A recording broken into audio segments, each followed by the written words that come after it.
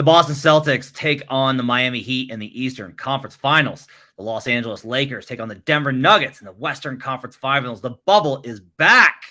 We'll preview the conference finals. Plus, the Sixers had an epic meltdown. Monty Williams got fired. Ja Morant's in trouble again. The show is loaded. This is Locked On NBA. You are Locked On NBA, your daily NBA podcast. Part of the Locked On Podcast Network, your team every day. Welcome to Locked On NBA, your daily source for all things NBA from the Locked On Podcast Network, your team every day. Thanks for making this your first listen. We appreciate you guys joining us on whatever platform that you choose. You can check a live version of the show or a video version of it over on YouTube. And you can catch us on Apple Podcasts, leave those 5-star reviews, and on Spotify, as well as anywhere that you get podcasts. We appreciate you guys making us part of your day. Today's show is brought to you by the Game Time app. Download the Game Time app, create an account, and use code LOCKEDONNBA for $20 off your first purchase. Last-minute tickets, lowest price, guaranteed on the Game Time app. My name is Matt Moore. I'm the senior NBA writer for the Action Network and co-host of Locked On Nuggets. Very busy as they are in the conference finals. His name is David Ramil. He's co-host of Locked On Heat. He's also very busy because the Heat are still in the conference finals. David, usually we're able to kind of downshift, but you are, I guess, have gotten used to this, given that the Heat are in the conference finals so often at this point. Yeah, third time in 4 years, but whatever. And who's keeping track of those kinds of things, right? Lots of stuff to get to on today's show. We have an absolutely packed show. We're going to start with an Eastern Conference Finals preview, talk about the Boston Celtics and the Miami Heat. We are going to get to the Lakers and the Nuggets series in the second segment. In the end, we are going to do a roundtable because there is so much other stuff. We wanted to give the games that are being played, the basketball, the actual main event here on the show. But there's all of the off-court drama and free agency and all of the stuff that we will have to get to. And we're going to hit that quick hitter in the last segment. So make sure to check that out as I will be rattling off hot takes. I have so many takes to get off on the show today, but we'll start with the Eastern Conference Finals. The Boston Celtics storm back from being down 3-2, down on the road in Game 6, take Game 7 at home in a blowout that has absolutely rocked Philadelphia to the core and has a lot of people wondering if the process is worth it. We'll talk about that later. But the Celtics really behind a dominant performance from Jason Tatum, 51 points, the most in an NBA Game 7 ever. No turnovers for Tatum. No, zero. Really impressive performance. Everybody was good for the Celtics in that game. Al Horford's defense was amazing. Jaylen Brown gave them what they needed in terms of support. Marcus Smart made plays. Everybody played great. Their defense showed up. Great performance for them to get past the Sixers and avoid what would have been a pretty rattling loss in its own right for the Celtics. And now they take on the Miami Heat, who they obviously know very well. This is the third matchup in 4 seasons for these two franchises in the conference finals. I can't believe that this has become such a thing. The Miami Heat this season enter the conference finals now as the 8th seed. David, you and I talked throughout the year. Yep. And I will give you this. You were very fair in being critical of the team and about how they were not like, they did not at any point show you that they were good enough, but you never were like, yeah, there's no chance. You were like, well, we'll see when we get there. They got Jimmy Butler, and now here they are. They got Jimmy Butler. I have a lot of questions about this series. I think it's going to be an interesting one, even though I think the results, to me, is pretty clear. Let's go ahead and just go top line. What's the most important thing, do you think, about the series between the Celtics and the Heat? Well, perhaps it seems somewhat homerish, but I think the status of Jimmy Butler's ankle certainly weighs heavily on Miami's chances. It's so hard to discount what Miami's done because even with Jimmy Butler limited for 5 games in that series versus the New York Knicks, they still won 3 of those matchups. They had a blowout, not a blowout, but they had a convincing win in Game 1 against the Knicks. He gets hurt late in the fourth quarter. They go on to win. Then, of course, they even up the series, go back home, take 2 from the Knicks, whatever. The point is, Jimmy's somewhat hobbled, and I think he's getting better. We got an update of practice today. Seems like he's getting better, 7% better, according to Eric Spoelstra, jokingly trying to assess exactly what's going on with Jimmy. He's going to play, and I think he's going to fight through it regardless, but it just limits the ceiling as what he can do. We saw in the last 5 games of the series, 4 games because he missed Game 2 against the Knicks. In the 4 games against the Knicks where he did play, where he was after the ankle injury, he didn't reach the level of playoff Jimmy that we've all ascribed, what we saw against the Milwaukee Bucks when he had that historic 56-point performance, etc. So that's a huge factor, is that I think that kind of weighs heavily on everything. Our ability to predict what goes on in the series is defined by whether or not Jimmy is capable of, in my opinion, being the best player in the series. Like, whatever we've seen from Jason Tatum over the last 5 quarters against the Sixers is fantastic. And I think on paper, you would go so far as to say Tatum is probably a better player. What Jimmy does in the playoffs, or what he's capable of and has been for the past few seasons, I think exceeds it to a certain degree. And I think there's an impact there, what he does in terms of being able to carry his team, provide an inspirational role, play defense at a higher level than Tatum. Tatum's a great defender, a great player, great scorer. Again, over the regular season, Tatum is 100% better than Jimmy Butler, but playoff Jimmy is a little different. And so when he's capable of leading the team the way he did against the Bucks and the way he did in stretches against the Knicks, I think he's still the better player and can help change the course of the series.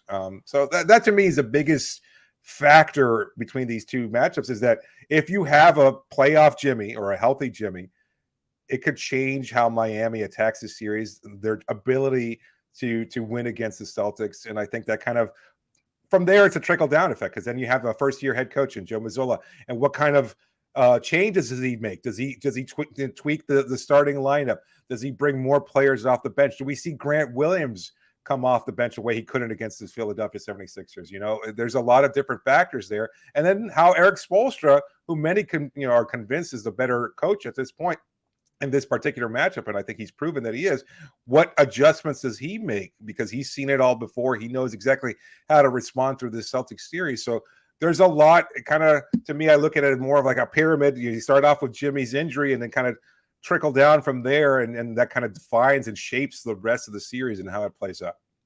Yeah, I mean, I think any matchup, I try and do the if game, which is like, all right, what has to go right in order for a team to win? Yeah. And for the Heat, it starts with, if Jimmy Butler is healthy and plays like Jimmy playoff Butler, right? If Spo is the best, has such a huge coaching advantage as we expect he will, that's pretty solid. Think he will. Okay. And this is where it gets tough. If the other Heat players can provide enough offense, that to me is when we start to get into like a really shaky territory.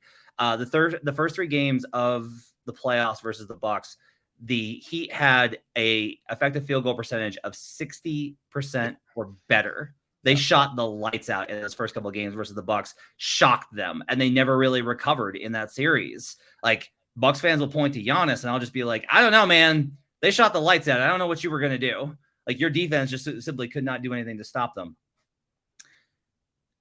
In the last 4 games, versus the Knicks, in 3 of those 4, they had an effective field goal percentage below 50. That's really bad. For those that don't love the numbers, if you don't want to talk about a graph and a hoop combo, it's bad. It's a real bad percentage. I don't know if the Heat have enough offense, because I think the Celtics baseline offensively, like their floor offensively, is really high.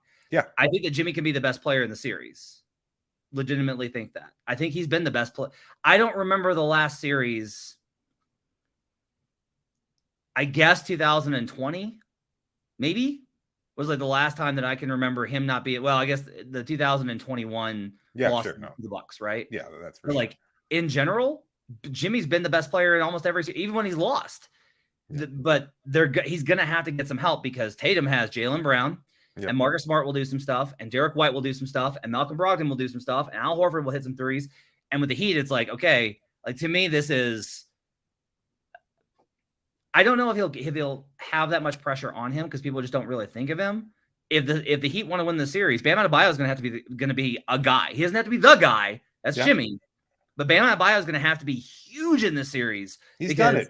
He's done it against the Celtics. You know, that's the thing too. He did it in the Eastern Conference Finals in the Orlando bubble. He did it last year in the Eastern Conference Finals. There's potential there. I mean, Robert Williams, great defender. Horford, great defenders, both. But I think Bam has the advantage of speed and quickness. So he'll provide some offense. But, you know, that's the thing about this Heat team, and what makes them so difficult to predict and to kind of anticipate what happens next, is they will get those contributions. It's just, you never know where it's going to come from on a nightly basis. And it's going to be Kyle Lowry for sure, Max Strus, Duncan Robinson coming off the bench. Gabe Vincent. he had big nights against the Knicks in the games 1 and 2, and then Spo said, you know what, we got to tweak our defense around. You got to pick up Jalen Brunson 94 feet and hope that you can do something to challenge him a little bit. It really didn't take Brunson out of his offensive repertoire, but it took Gabe out of being a more complete offensive player. And you know, does that change in this series when he doesn't have to lock up Marcus Smart for 94 feet? I think there's a potential there. So it's so hard to discuss Miami because, again, you look at Jimmy, you look at Bam, they're missing Tyler Hero, their third best player, and then it's a bunch of undrafted players. And that's held against them because on paper, they don't have the talent, which is so hard to quantify anyway. And yes, Boston is the better team. Malcolm Brogdon, Derek White, as you pointed out, there's a lot of different options there, but Miami still finds a way to get it done. I mean, I'm at a point where I am sick and tired of trying to predict what this team will do, and I can't discount what they'll do either. Like they could be swept or they could cruise to the finals, and that's all in the realm of possibilities for this particular team. That's just how difficult they are to kind of map out because they just find a way. And I think, and I made this point on Locked On Heat today, and you can discount it if you want, but as much as we're kind of looking at the Celtics and saying, you know what, they went to the finals, they're hungry for that opportunity. I think Miami's just a tad bit hungrier because they see the closing window for their championship opportunities, and for Jimmy Butler or Kyle Lowry, if he wants to get another ring, for all the players on this roster, the veterans that want to be able to get another championship. I think they're just a tad bit hungrier. The fact that they didn't get to the finals last year and they were so close, again, in Game 7, I think they want it just a little bit more than Boston does. So I'm curious to see how much of a factor that might be. All right. I would love to get more into the series, but we're up against it. For more on Heat versus Celtics, check out Locked On Heat with David Ramil and Wes Goldberg, available wherever you get podcasts. Your team every day. David, before we go to break, give me a prediction for Heat Celtics. I said Heat in 6. I'm going to stick with it. Wow. Bold. All right. I got Celtics in 6. Good team, but this Heat team has not convinced me they are so far away from who they've been all year that I'm not quite there on them. It should be a great series and another great battle between these two franchises. On the other side, we'll talk about the Western Conference Finals and whether or not Nikola Jokic and the Denver Nuggets can break history and finally get past the Los Angeles Lakers, or if LeBron will once again return to the finals. We'll do that on the other side. First, I need to tell you about the Game Time app. So there's all these sort of, like, it's concert season, and I love concert season. When you're trying to sneak out for one of these great playoff games, or if you want to catch a concert, or you want to catch a comedy show, all these types of things, Game Time is the best place to go because you're going to get these flash deals, and they get you these tickets for way better than you're going to find anywhere else. Football, basketball, baseball, concerts, comedy, theater, and more. You don't have to plan for months in advance. They've got deals on tickets right up until the day of the event. Game Time guarantee means you'll always get the best price. If you find tickets in the same section and row for less, Game Time will credit you 110% of the difference. Snag the tickets without the stress with Game Time. Download the Game Time app, create an account, and use code LOCKEDONNBA for $20 off your first purchase. Terms apply. Again, create an account and redeem code LOCKEDONNBA for $20 off. Download the Game Time app today. Last minute tickets, lowest price guaranteed. We'll be right back on Locked On NBA.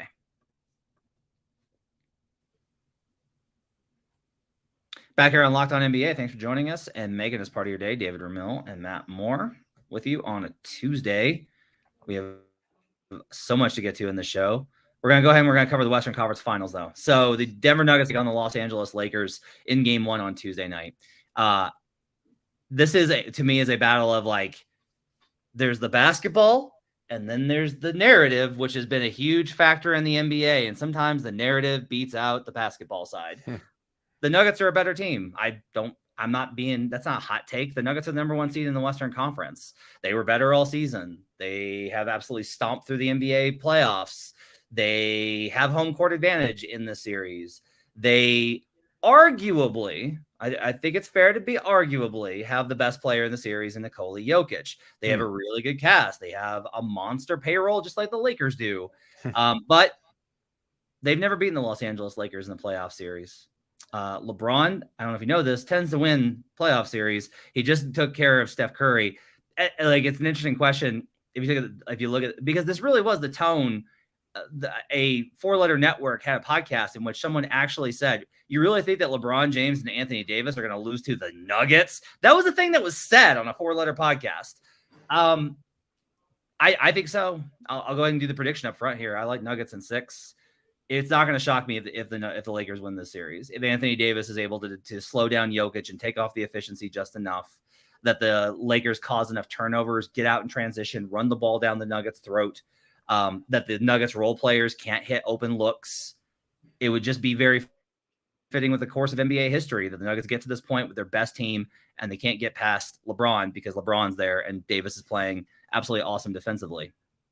But the basketball side of this says to me that the Nuggets are going to win. What do you think about the series, and what do you think is the most important thing for Lakers Nuggets?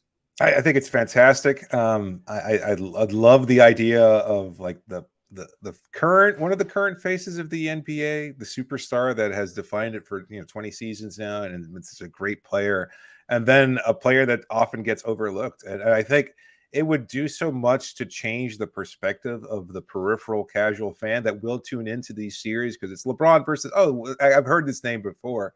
I know he's pretty good, but I've never really seen him play. And I've been I'm a huge Jokic fan, and I love what he's been able to do this season. I thought he was the MVP over Joel Embiid. I think he's going to be the biggest factor in the series, and how he continues to dominate, how he matches up with Anthony Davis. And even that's like, that kind of takes away the credit from what Denver has done all season. It's like, oh, if the Lakers respond, if they figure it out, then it's not really much of a series, kind of overlooking the fact that Jokic is one of the best players, if not the best player on the planet. And as you mentioned before, they're really deep. So the idea of these different narratives, the different types of players, the different styles, the history of the Lakers versus the kind of relative, unknown nature of the Denver Nuggets makes it really, really fascinating. I've got Nuggets in 7. I don't know about closing them out in Los Angeles. I think they have that obvious advantage of playing at home, and I think they'll be able to win that series there. So that's my feeling. Overall, I think it's Denver's depth versus Los Angeles' lack of depth that's going to be a huge factor. Like, we know we're going to get great performances from AD, LeBron, and Nikola Jokic. And I think it's seeing guys like Aaron Gordon, Kentavious Caldwell-Pope, who's been such a huge factor and will be defensively. Like, who is he going to defend in the series, and how are they going to be able to get easy scoring when it can't be just LeBron and AD carrying the team? And I think, AG is a great defender, a great player in his own right. Could have been an all-star. A lot of people overlooking that. Deserved one, probably. So there's a lot of different things to take into consideration here, but it's going to be a fascinating series. Like, that one, to me, almost a little bit more fast. Like, I have my personal investment in Heat Celtics, but Lakers Nuggets, on paper and outside of it, just seems more interesting because there's these different conflicting personalities and all these things tied into it. It's going to be great. I love the history too of the Lakers versus the Nuggets. It's going to be really a fun series, I think. What's funny is if you take off the jerseys, if you take the names off, right? This is like, wait, the 7 seed in the West that like had to make a trade to save their season. Right. That they upset a Grizzlies team that was imploding, and then a Warriors team that was on its last legs, and Klay Thompson couldn't hit water if he fell out of a boat. Okay. But on the other side of it, you could say, like, look, what have the Nuggets really done? They beat the Timberwolves, who nobody really thinks is that good. I actually think that was a better performance than people realize. Yeah. And then a Suns team that was Kevin Durant and Devin Booker, and Kevin Durant didn't play well, and no one else. So, like, what have they actually done? It's fascinating because the Nuggets have not faced a defense like this yet. This is going to be an entirely new challenge for them. The Lakers have not faced an offense like this yet. And that really is, to me, is going to be like the challenge here is, if you look at the numbers, the Lakers offense has really still been mediocre in the playoffs. Now they face the Grizzlies, who are the top 3 defense in the NBA, right? They're without Brandon Clark and Steven Adams, but that's still like Jaren Jackson Jr., defensive player of the year. The Grizzlies were a really good defensive team. And they face the Warriors, who in the playoffs are always a really good defensive team. And the Nuggets, on the other side of it, like, again, they faced the Suns team that really didn't have the defensive capability to stop them because they didn't have the guys, and the Wolves team that were the Wolves. But I just kind of think that the Nuggets offensive floor is still so high.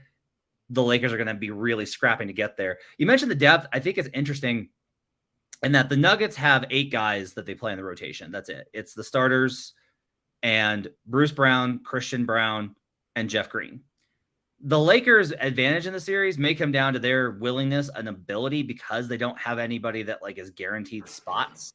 Yeah. Darvin Ham can be like, hey, Lonnie Walker, your time's up. Like, I wouldn't be surprised to see Malik Beasley. Your time to get in there. There's talk about them using another center like they did in 2020 to disrupt Jokic with basically gooning him up the way Dwight Howard did. One, I don't think that works because Jokic is just a better player now. Two, I don't think that Mo Bamba or Tristan Thompson or what Dwight Howard was 3 years ago. But that's going to be like one of the questions that they are going to face, I think, in this series. The depth is going to be really interesting. Do you have a prediction for Lakers Nuggets? Yeah, I said Nuggets in 7. I think they're going to close that at home. Yeah, no, I'm curious. Like, I know this is more of the narrative versus the actual statistical evidence, but like, do you get a sense? I mean, the Nuggets this is their goal, right? And this has long been their goal. They're exactly where they want to be, and for the opportunity to get to the NBA Finals and win a championship. But do you think they get an understanding, or they have an understanding of how important it is to take on these team like the Lakers with the kind of experience factor that AD and LeBron in particular have? It's just like I'm looking at it, and it's just, you were rattling off how the Nuggets haven't faced anybody or you could say that they haven't faced anybody of consequence, but do they understand? Do you think the Nuggets like the challenge of taking on these kinds of veterans that have championship level experience versus, I don't think there's anybody, KCP, there's nobody else really on the roster with that kind of championship level experience, especially not Jokic. So, I mean, is it a factor? And do you think the Nuggets are prepared for it? I think honestly, the best thing about them is that they don't look at it that way. I think you get in trouble if you're like, oh man, we got to get past the Lakers and LeBron. You can't be intimidated. You just got to be like, we're a really good team. We've won all year. We're the 1 seed. We've won all of our home games in the playoffs. Like, we should win. We should be the favorite. We should win this series. I think getting wrapped up in the idea of the mystique is where you start to get rattled. I think getting wrapped up in the idea of like, oh man, like when you put more pressure on yourself, you'll tighten up. The Nuggets just need to play basketball. They just need to play Nuggets. They need to play Nuggets basketball. And the Lakers will do a lot to take that away from them. Like, they will. They're a great defense. This defense is elite with Anthony Davis playing the way he is. But yeah, I think if the Nuggets just continue to do things their way, the Nuggets are a lot closer. They're not a very dramatic team. They're a lot closer to the Spurs without the championship pedigree. Yeah. And the Spurs without a championship pedigree, maybe that team's not good enough. That's entirely possible. But I think for them, it's the right attitude for them to take, because I think them getting intimidated is a bad approach. On the other side, we have a bunch of topics to hit. The NBA draft lottery is tonight, as you're listening to this on Tuesday. The Philadelphia 76ers are in disarray. The Suns fired their head coach. John Morant's in trouble again. We'll hit all sorts of topics on the other side as we wrap up Locked On Nuggets. Not Locked On Nuggets. That's my other show, Locked On NBA. But first, I need to tell you about Prize Picks. And Prize Picks has got the $1 million daily Superflex promotion running throughout the NBA playoffs and into the finals. Every day during the playoffs through the finals, Prize Picks will pick one user and give them a chance at becoming a millionaire. One entry placed after 8 a.m. Eastern will be randomly selected each day, and whoever placed that entry will be given a 6-pick flex with the following payouts. If you get 6 right, that's $1 million. 5 correct picks is $80,000. 4 correct picks is $16,000. Full details can be found at prizepicks.com/million. You must opt in at this link to be eligible for the $1 million entry, and once you opt in, all you have to do is play the game like normal, and you could be the lucky winner. Download the PrizePicks app or go to prizepicks.com to sign up and play daily fantasy sports. First-time users can receive a 100% instant deposit match up to $100 with promo code LOCKEDON, LOCKEDON. If you deposit $100, they'll give you $100, put in $50, and they'll match you with $50. Don't forget to enter promo code LOCKEDON at sign-up for an instant deposit match up to $100. PrizePicks is daily fantasy made easy. We'll be right back on Locked On NBA.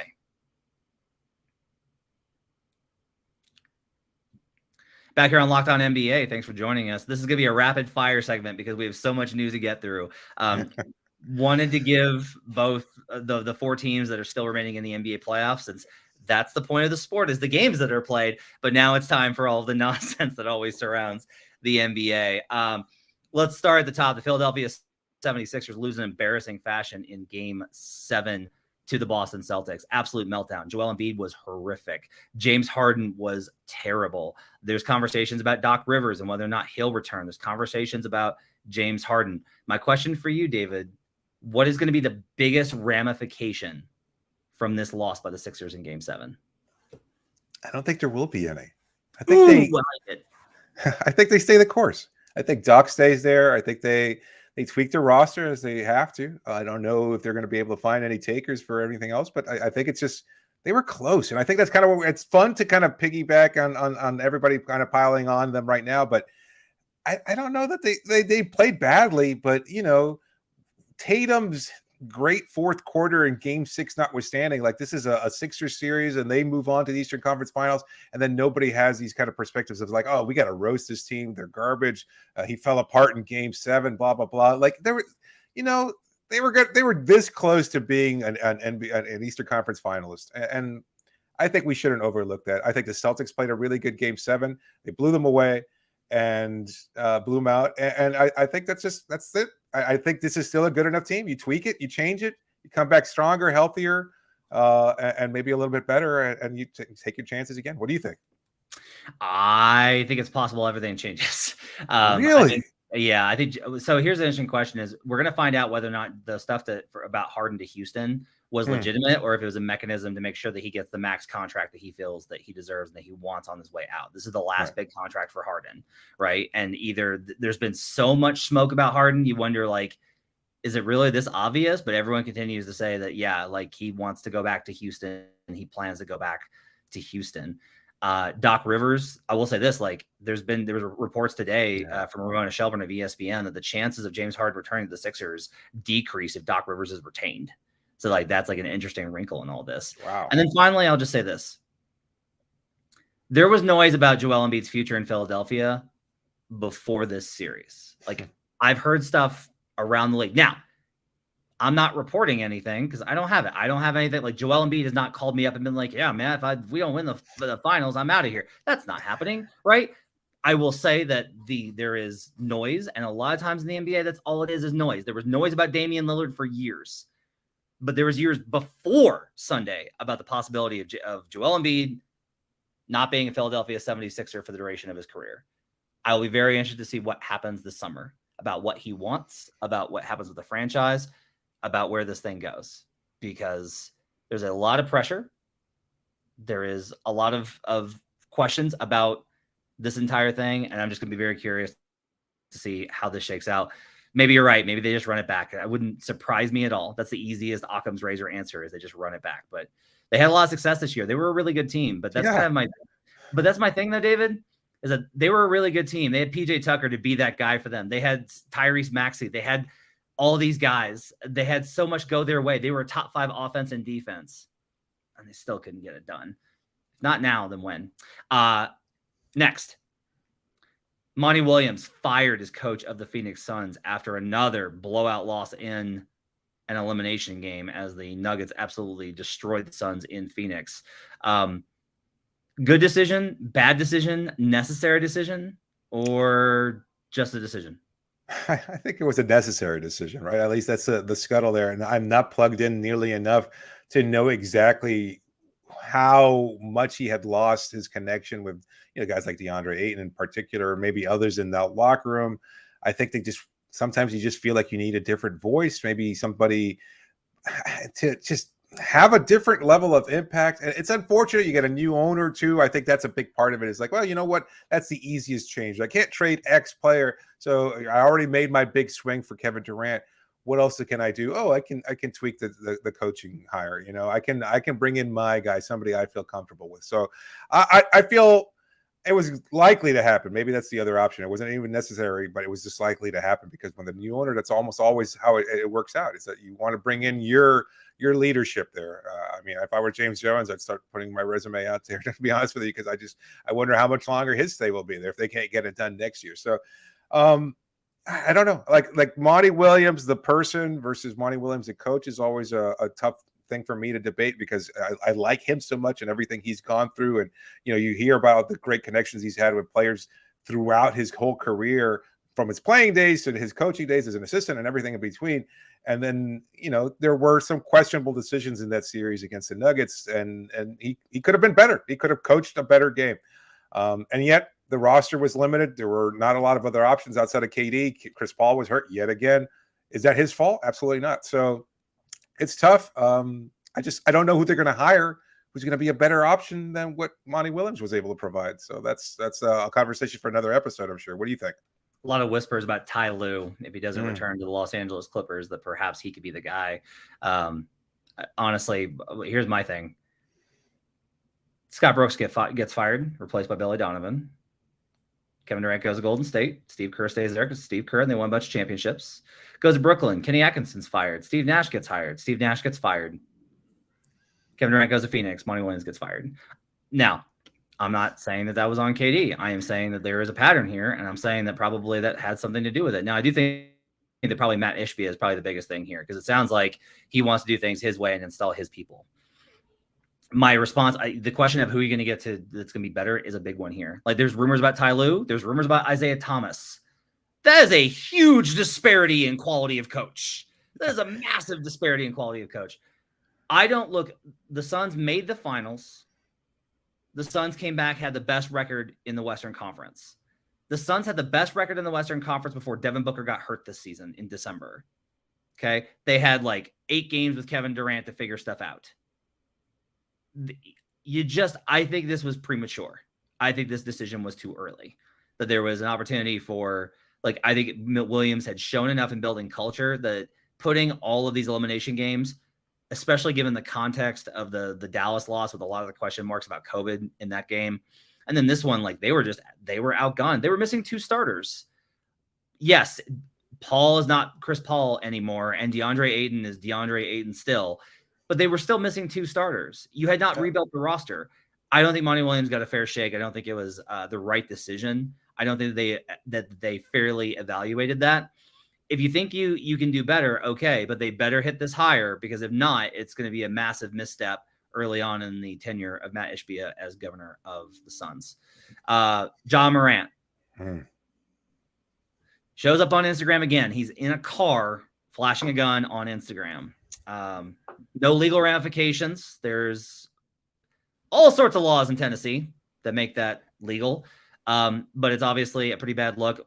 Adrian Wojnarowski of ESPN has done a lot of reporting on this and has basically indicated that the league's going to drop the hammer on him. And it's not surprising. My take here is it was dumb. It was reckless. I did not believe Ja when as somebody that is I'm pretty Memphis forward.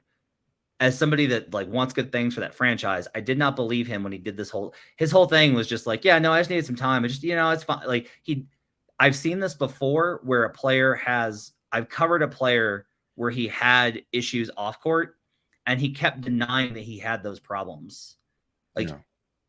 Sadly, it's not until you really have something dramatic or traumatic happen, and hopefully that doesn't occur with Morant, to make you change your behavior.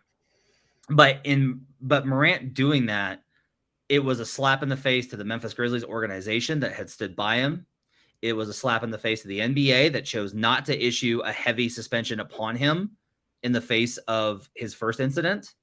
It's a slap in the face of the Memphis fans that had supported him. It's a slap in the face of everybody that is associated, that stands to benefit from his incredible stardom. Like, this guy's got so much potential for earning with Nike and Powerade and all these opportunities, and he's blowing it because he's not willing to face up to the things that he needs to change from a maturity standpoint. And I try and be as empathetic as possible, because I remember how dumb I was at his age. I think everybody's dumb when they're that age. It doesn't change the fact that he is in unique circumstances. He has a lot on the line. And if he doesn't, he's like, it's going to hurt him next season. It's going to hurt the team.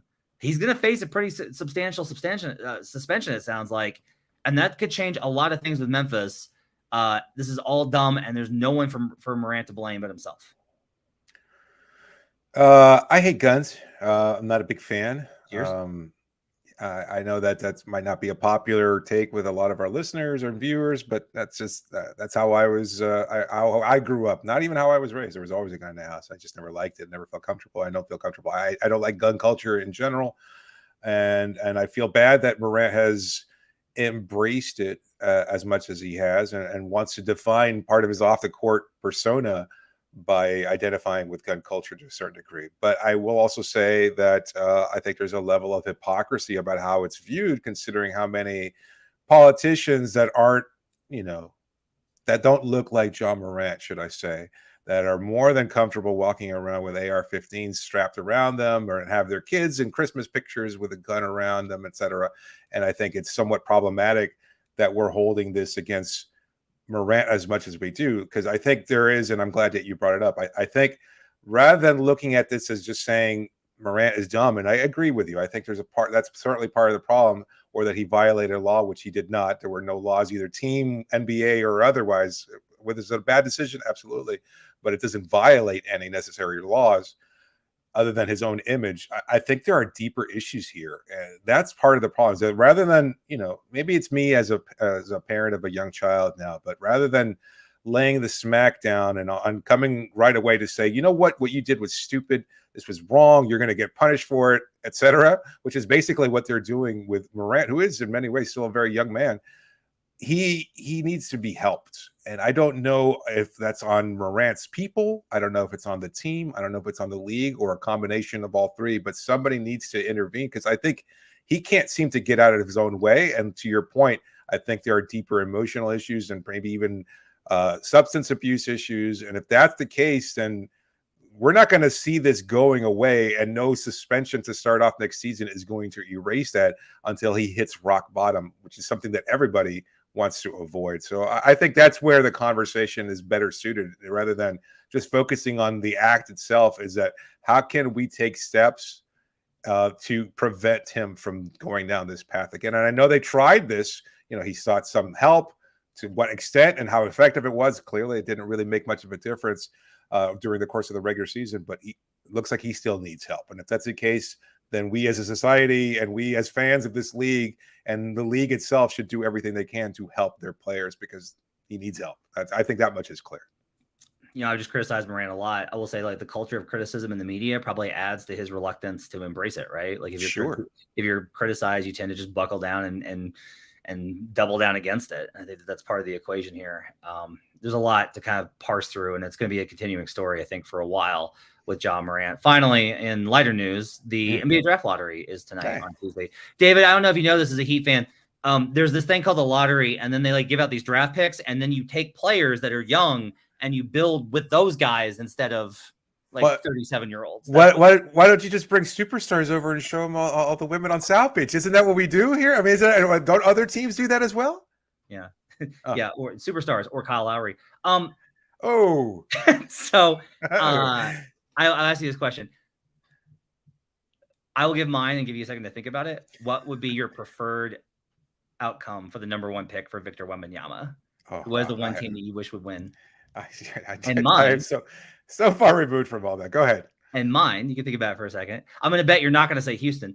Mine would be the Indiana Pacers, a team that traded Domantas Sabonis, got Tyrese Halliburton back, tried to win this year, actually were competitive, have young players. The combination of Tyrese Halliburton and Victor Wembanyama would be the most dangerous pick and roll combination in the NBA. Yes, including Nikola Jokic and Jamal Murray. Yes, including LeBron James and Anthony Davis. Yes, including Steph Curry and Draymond Green.